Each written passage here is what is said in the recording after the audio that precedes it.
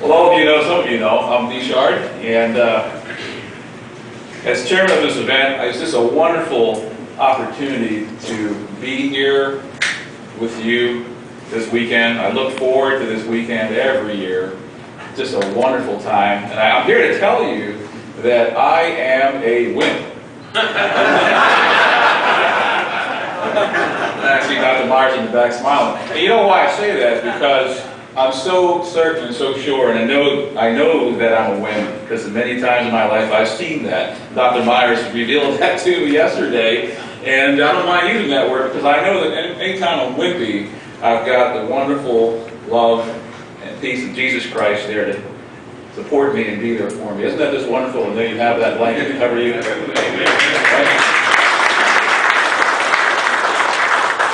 So you can be wimpy as much as you want to. We've got that real tough guy, Jesus Christ, there to support you in every part of your life, in every area of your life. And that's what's changed my life tremendously over the years in my life. I've been a Presbyterian really only about 10 years, guys. That's it.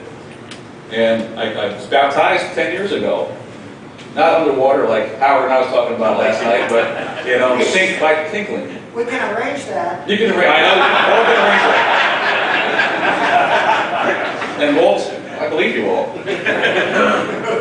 But I wanted to just share that with you. You know, that's a wonderful feeling to know you have that love of Jesus Christ in your heart, and we're here to share that. Mid-Atl is a place that I call a safe place. Y'all agree with me when I say that? Yeah. It's a safe place. And what I mean by a safe place is a place where you feel you can share your heart and your mind with anyone that's here, and know that they're going to take that information and they're going to maybe listen to you, or they may also even bounce back with some suggestions and experiences in their lives that they've experienced to help you maybe in your walk. And that's what it's all about when we say passing it on. Would you agree? You know, and that's what I suggest you think about as you leave Mid-Atl, you know, is to pass on that message, pass on the love of Jesus Christ everywhere you can, in every corner, in every area of your life. Well, I'm here to introduce Dr. Myers again, but I have some announcements. Let's get started on the announcements. Books. We have books. I had a lot of questions about that. We have some books set up in the dining room. They'll be available for sale during lunch and dinner today. So please stop in there. There's a couple tables, and there's a little room to the right of the dining room. Just peek in there and you'll see 2 tables with some books on it. So again, during lunch and dinner, we'll have those books for sale. Not many books, but good quality books that are focused on men and men's ministry. Stan Huey, you have a little announcement here. Are you here, Stan? There you go. Stan?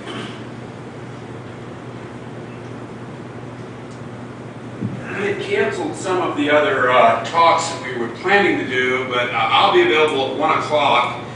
And a number of years ago, Man in the Mirror Ministry did a survey of churches around the country. And they were looking at it, what are those ingredients that successful men's ministries have in common? And out of that, they published a workbook, How to Create a Successful Men's Ministry. Later on, they came out with a seminar. There was a 2 or 3 day seminar, and I attended that down in Orlando a number of years ago. And since then, they've come out with a book, No Man Left Behind. And some of you maybe have read that. And it lists a strategy for a successful men's ministry. At 1 o'clock, I'll go ahead and give a synopsis of that book and that strategy on creating a successful men's ministry. And of course, if you like what you hear, then you can get the book and really read it in depth and look at what they discovered in that. So we'll be doing that at 1 o'clock. Okay, thank you, Stan. Stan's got a real passion for men's ministry and what he does in his walk, his daily walk, and he has a wonderful course if you'd like to stop in and see him. And Stan, you're going to have that break downstairs? We'll do it right here. Right here? Okay, all right, Yeah, good. And you got the projectors and everything? Okay, great, fantastic. Thank you, Stan. Group photo. We've got a group photo after Dr. Myers' speech today. Dave Hodge, do you have anything you want to say about that? Take this out. People have drawn 2 orange stripes on the ground, so stand between the stripes.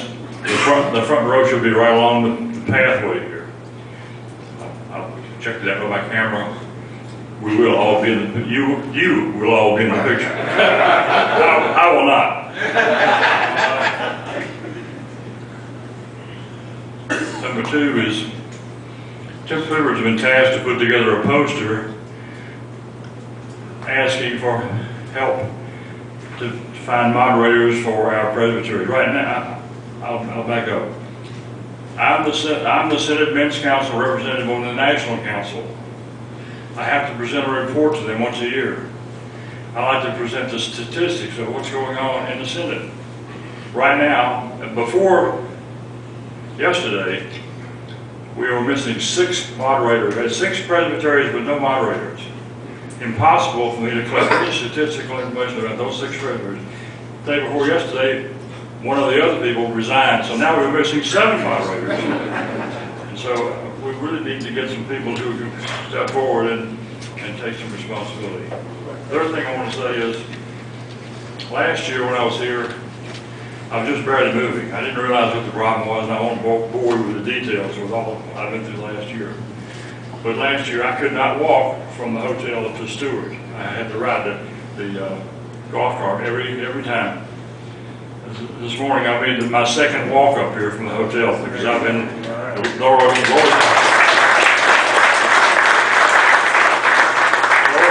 healed my body at least to some extent, and I've been walking on a treadmill 20 minutes 3 times a week. Okay. So, hallelujah. Thank you, Dave. Thank you. In your welcome books, there is a committee sheet in there, and you'll see at the bottom the presbyteries, and you'll see the word vacant. That's where the vacancies are. And there's one more vacancy. Sorry? Charlotte Presbytery, yeah. Charlotte Presbytery is one more vacancy there as well. So think about it, pray about it, and if you would be willing to step forward and be a leader in those areas, we really appreciate that. We need good leaders in those positions. You charge the pay is real good too. What's that? The pay is real good. That's what I hear. Oh, boy, you're funny. I want to be like him when I grow up. All right, one last thing. Travis Ward, are you here, Travis? Travis? There's Travis back. Stand up, Travis. Travis is here from the Presbyterian Children's Home of the Highlands, and they really do. If you read their pamphlets, they give children hope and purpose for their future. So I urge you to spend a little time talking to Travis. He's one of our guests here this weekend. He's got a wonderful display, and ask him some questions about what he's doing. You'd be surprised at the things you're doing over there. Okay? Thank you for that, and thank you, Travis. And also the last thing is new attendees here to the conference. Would you all please stand? The new attendees, your first time here, would you please stand for me? Great.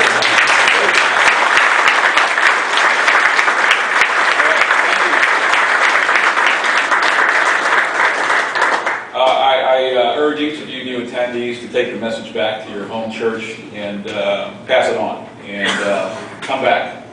And next time you come back, bring one person with you. Just one person, not 2 or 3 or a whole busload like you feel like in your heart, but just one person. And that's how we grow this event, and that's how we pass it on to each other. Without further ado, I'd like to bring up Dr. Myers, who is just our... Yes, sir. We're back to 6 moderators. I had a conversation with Larry Anderson, one of our members in our congregation, and he has said he would be more than happy to take over the Charlotte Presbytery. Well, praise God for that. Round of applause for that.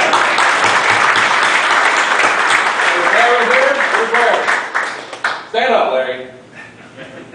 Everybody, that's Larry. All right.